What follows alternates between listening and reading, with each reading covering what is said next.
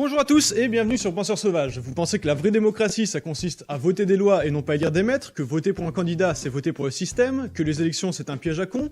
Bref, vous êtes abstentionniste et vous combattez le système en refusant d'entrer dans son jeu. Eh bien, pas moi. Non. Avant d'aller plus loin, je vais en profiter pour passer un message d'utilité publique. Peu importe si d'ici la fin de cette vidéo vous comptez vous abstenir ou pas, vous devez vous inscrire sur les listes électorales, même si vous comptez vous abstenir. Parce que si vous n'êtes pas inscrit, vous ne comptez même pas comme abstentionniste, vous n'existez tout simplement pas dans le résultat. Supposons que lors d'une élection, il y a 50% de votants et 50% de non-inscrits, le résultat ne dira pas que la participation est de 50%, il dira qu'elle est de 100% des électeurs inscrits.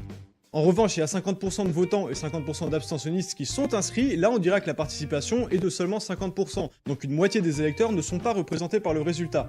Ne pas être inscrit sur les listes électorales ne passera aucun message, ça fera que baisser le nombre total d'électeurs inscrits, dont ça augmentera la participation au scrutin. Il me semble que si vous êtes abstentionniste, c'est pas exactement l'idée. Alors j'insiste bien, quand bien même vous comptez vous abstenir, inscrivez-vous sur les listes électorales, vous pouvez le faire gratuitement et en quelques clics sur internet. Mais je reprends, il y a donc deux cas de figure. L'abstentionniste désintéressé, c'est-à-dire celui qui s'en fout et dont on va se foutre aussi parce qu'il n'y a rien de plus à en dire. Il s'en fout aussi bien du scrutin que du résultat, et même si d'après moi il devrait s'en préoccuper parce que ça le concerne, je peux rien dire d'autre que c'est dommage. Mais il y a aussi l'abstentionniste militant, qui va nous intéresser un petit peu plus, c'est-à-dire celui qui, au travers de son refus de voter, cherche à signaler son insatisfaction des candidats qui lui sont présentés. C'est en quelque sorte l'équivalent d'un vote blanc en l'absence d'une reconnaissance du vote blanc, mais on va en reparler un petit peu plus loin. La revendication en toile de fond de l'abstention militante, c'est généralement que notre démocratie n'en serait pas vraiment une, car elle ne permet pas réellement aux citoyens de choisir la politique qu'ils souhaitent pour leur pays. Et là-dessus, on peut quand même difficilement leur donner tort, parce qu'en effet, le principe de la démocratie, c'est de faire en sorte que le peuple décide lui-même de la politique de son pays. Et je suis pas très sûr que ce soit le cas actuellement. Seulement de là à dire qu'on n'a pas du tout de démocratie, il y a quand même une marge. J'en avais déjà parlé dans d'autres vidéos, la démocratie c'est une question de degré. C'est pas un système politique, c'est un effet qu'on cherche dans un système politique. Et il y a bien des moyens différents d'atteindre cet effet. D'après moi, pour être en démocratie, il n'y a pas besoin de revoir à zéro tout le système politique. Il suffit d'un principe simple, permettre au peuple de changer le système par lui-même sans avoir à demander la permission au gouvernement. Si le gouvernement n'accepte pas le choix du peuple, c'est à lui de démissionner, point barre. Dans une démocratie, l'État ne peut jamais avoir raison contre son peuple, ce serait complètement contradictoire. Cet objectif, on peut donc l'atteindre à partir de virtuellement n'importe quel système politique existant, et à partir du moment où on l'atteint, le système deviendra naturellement ce que les citoyens ont envie qu'il soit, puisqu'ils pourront le réformer eux-mêmes, peu importe qui est au pouvoir et s'il est bien intentionné ou non. Or, pour certains abstentionnistes, c'est l'idée même d'élire quelqu'un qui serait en cause. Voter pour un représentant, ça reviendrait à choisir un maître, et non pas à exercer la démocratie. Et ce serait donc l'intégralité du système électoral qu'il faudrait protester en s'abstenant d'y prendre part. Seulement que vous le vouliez ou non, le fait est qu'il est en place ce système. Les élections auront lieu et un élu se verra attribuer légitimement le pouvoir politique à l'issue d'un vote au suffrage universel. La question n'est pas de savoir si c'est de la vraie démocratie ou non, c'est de savoir si voter à cette élection c'est la meilleure alternative pour défendre l'intérêt du peuple ou non.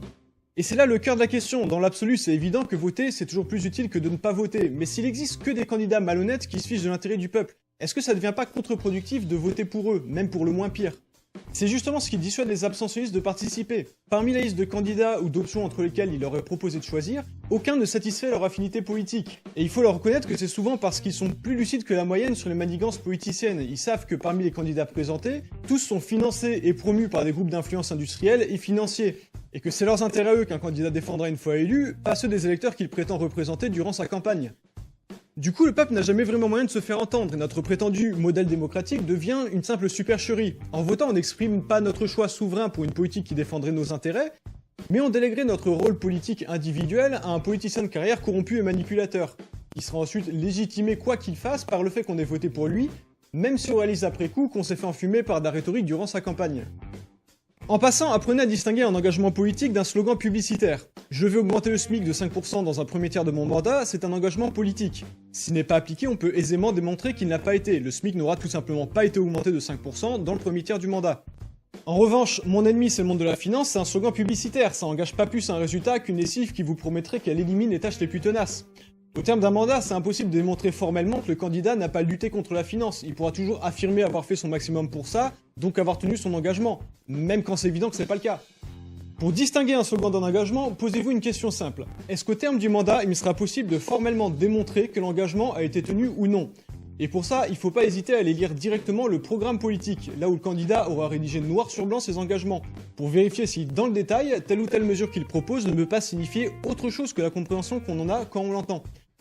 Mais en plus de ça, on sait très bien que les dés sont pipés par la représentativité médiatique. À chaque élection, on nous vend par avance 2 candidats principaux, plus parfois un sidekick dont on nous dira qu'il pourrait peut-être faire la différence.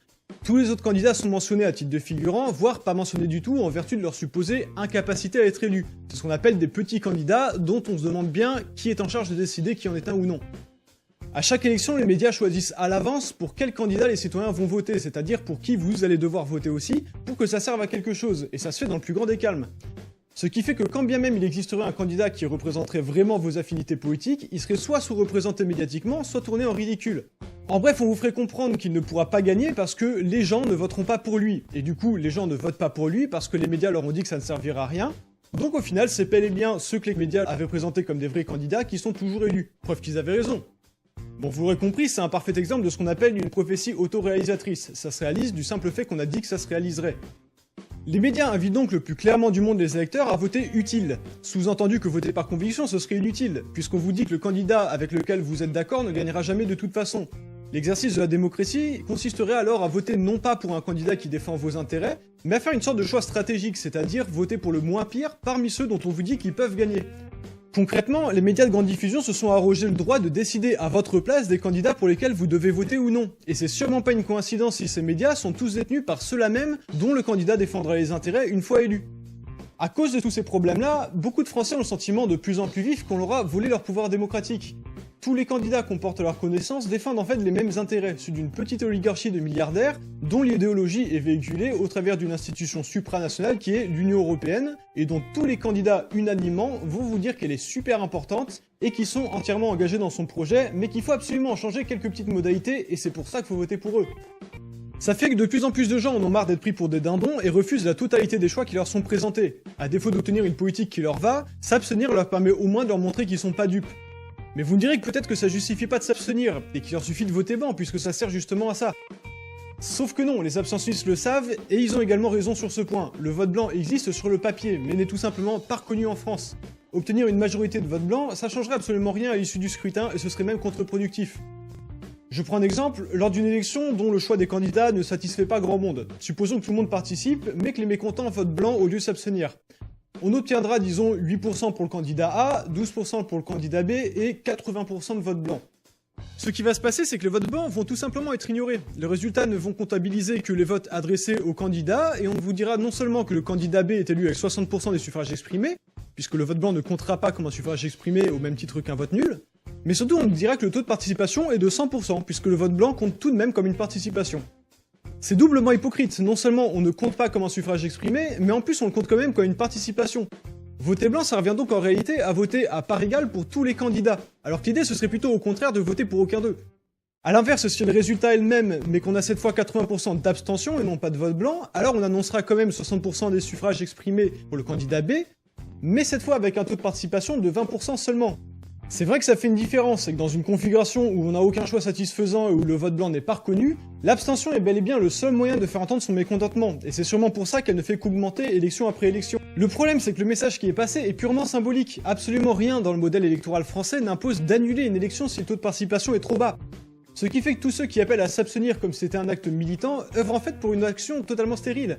Quand bien même vous parviendriez à convaincre 99,9% des Français à ne pas voter, les 0,1% qui resteront suffiront à valider les élections. D'ailleurs, on en a déjà eu la démonstration. Aux dernières élections européennes, le taux d'abstention a explosé tous les records. 77,3% en Pologne, 79% en Croatie, 79,2% en Slovénie, 80,5% en République tchèque et même, tenez-vous bien, 87% en Slovaquie. Qu'est-ce qui s'est passé? Est-ce que les élections ont été annulées? Est-ce qu'il y a eu un large débat sur la représentativité? Est-ce que les systèmes politiques de ces pays sont effondrés à cause du rejet massif de leurs citoyens?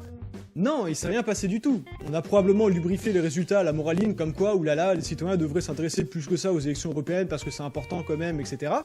Et on leur a enfilé le résultat, le candidat social-démocrate a été élu par seulement 3,06% de l'électorat slovaque, dans le plus grand des calmes. La réalité, c'est que s'abstenir pour manifester son mécontentement, c'est simplement laisser décider à notre place la part de l'électorat que les partis politiques arrivent encore à manipuler. Et c'est assez désespérant que ce soit finalement les moins naïfs qui s'expriment pas, ça fait pas peur la oligarchie que ceux qui sont pas dupes de leur cinéma s'abstiennent. Au contraire, ça leur laisse le champ libre. L'abstention ne combat pas le système, elle neutralise simplement l'opposition. C'est se bercer d'illusions que de croire que vous changerez les choses en arrêtant de voter. Au contraire, c'est le meilleur moyen de s'assurer que rien ne change jamais. réussir à utiliser le système en place pour obtenir un changement tout en respectant les règles actuellement convenues, c'est-à-dire faire élire à la présidence de la République un candidat qui représente vraiment les intérêts du peuple et qui aura alors une légitimité que personne ne pourra lui contester. Et là, je sais déjà ce que vous allez me dire, c'est pas possible parce que le système est verrouillé et qu'un candidat qui représente vraiment le peuple ne sera jamais élu. Alors, c'est vrai que le système est verrouillé, on vient d'ailleurs de voir pourquoi et comment tout au long de cette vidéo. Mais les verrous, ça peut sauter, donc c'est difficile, bien sûr, mais c'est pas impossible, et ça fait toute la différence. Après tout, je pense pas que vous étiez assez naïf pour croire que renverser le système, ce serait une tâche facile. Et évidemment que changer les choses, ça demande un effort. La démocratie, ça tombe pas du ciel, il faut forcément se bouger pour l'obtenir. Mais pragmatiquement, la seule véritable solution pour changer les choses, c'est de formuler une proposition alternative sous forme de parti politique, et parvenir à la faire élire, même contre vent et marée, sur un programme qui défend réellement l'intérêt du peuple. Bien sûr, ce sera très difficile, j'en suis conscient. Mais posez-vous ces questions simples. Est-ce que ce serait plus difficile que de faire la révolution? Et est-ce que c'est moins probable de parvenir à changer les choses comme ça que par l'abstention? Quelle que soit la solution défendue, révolution, abstention ou élection, il faudra en premier lieu convaincre un grand nombre de citoyens. Ça, c'est l'étape indispensable, il faut obtenir une unité massive autour d'un projet politique. Seulement dans le cas de l'abstention, même lorsqu'on l'aura obtenue, elle sera sans effet. Dans le cas de la révolution, il restera encore à demander aux citoyens de s'armer et d'aller risquer leur vie au combat pour un résultat plus qu'incertain. Alors que dans le cas des élections, il suffira de leur demander de voter. Tout le reste est déjà acquis dans la constitution actuelle, alors pourquoi se priver de ce moyen? C'est quand même une solution plus réaliste que de s'abstenir ou attendre la révolte. Soutenir que remporter les élections ce serait impossible et donc il faudrait défendre la révolution à la place, c'est tout simplement absurde, c'est une solution bien pire et bien plus improbable que de parvenir simplement à faire élire un candidat dans le respect du modèle en place, même s'il est inéquitable. De toute façon, une révolution ce sera pas équitable non plus, on va pas se mentir. Ça peut sembler désespérant comme constat, parce qu'on sait tous que les résultats dans les urnes sont largement dépendants de la médiatisation des candidats. Et on sait également que les médias qui ont le pouvoir de décider de leur accès à cette publicité sont possédés précisément par les mêmes oligarques qu'il s'agit de combattre. Ça fait qu'à l'évidence, un parti qui proposera un vrai changement ne bénéficiera pas de couverture médiatique, ou s'il parvient à la forcer, par exemple en obtenant ses 500 parrainages, elle sera largement à charge contre lui. On est donc tenté de se dire que ça vaut même pas le coup d'essayer, parce que le système aurait déjà gagné.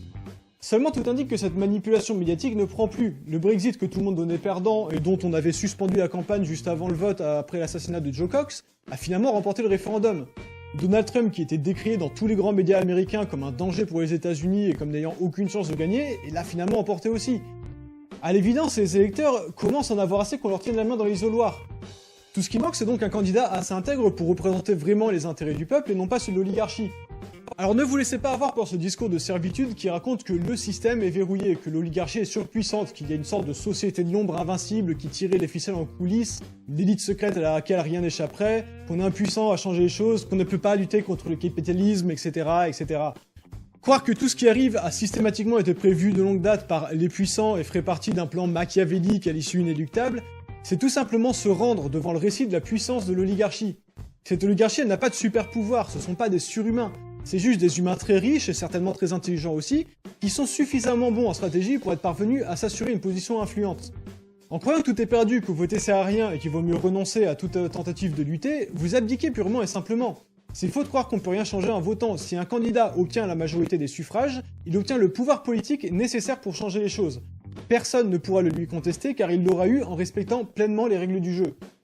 On a la chance en France d'avoir un parti qui propose un véritable changement systémique, une authentique restauration de la démocratie grâce à des outils politiques qui permettront au peuple de décider lui-même des réformes à venir sans avoir à demander la permission au gouvernement. Passer à côté de cette chance au prétexte qu'on refuse d'y croire et que de toute façon ça marcherait pas, ce serait tout simplement stupide. S'il y a bien un truc dont on peut être certain qui marchera pas, c'est justement de ne rien essayer du tout. Voilà pourquoi je suis pas abstentionniste, parce que quoi qu'en disent des slogans un peu trop faciles, c'est s'abstenir qui est abdiqué, c'est pas voter. Si on veut changer les choses, il faut agir, et ça passe par prendre la mesure pragmatiquement des meilleurs moyens dont on dispose pour le faire. Et dans la situation actuelle, j'espère que je viens de vous démontrer que le meilleur moyen, c'est bel et bien de se réapproprier le suffrage universel, car aucune autre solution n'est plus facile, ni même plus souhaitable.